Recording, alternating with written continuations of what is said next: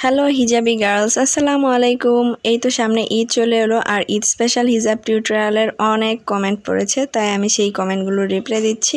প্রথমে আমি টিকলি পরে নিয়েছি, কানের দুলও পরেছি, তবে আজকে কানের দুল দেখিয়ে হিজাব টিউটোরিয়াল করব না, শুধু টিকলি পরে।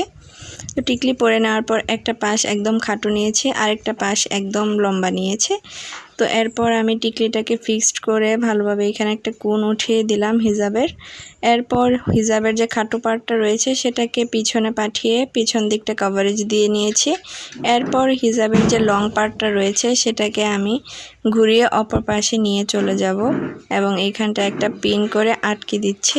এই স্টাইলটি যে কোনো ড্রেসের সাথে পরা যাবে, শাড়ি, আবার যে কোনো টপস বা থ্রি পিসের সাথে তো সবচেয়ে ভালো মানাবে। যাই হোক, এই যে হিজাবের যে লং পার্টটা এটা কিন্তু সামনে চলে এসেছে এবং অনেকটা বড়।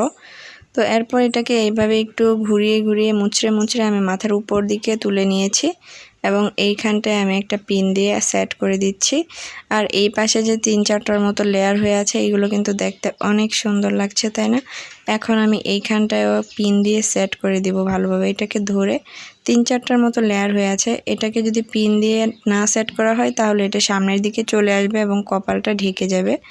তো এই তো আমি পিন দিয়ে সেট করে নেওয়ার পর আমি একটা সুন্দর পাতা শেপের ব্রুচ, ছোট ব্রুচগুলো যেগুলো কপালে পরা হয় সেগুলো আমি এখন এখানটায় লাগিয়ে দিচ্ছি।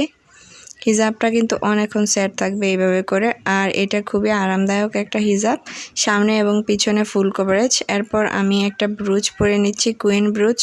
তো এটাকে আমি এখন লাগিয়ে দিব।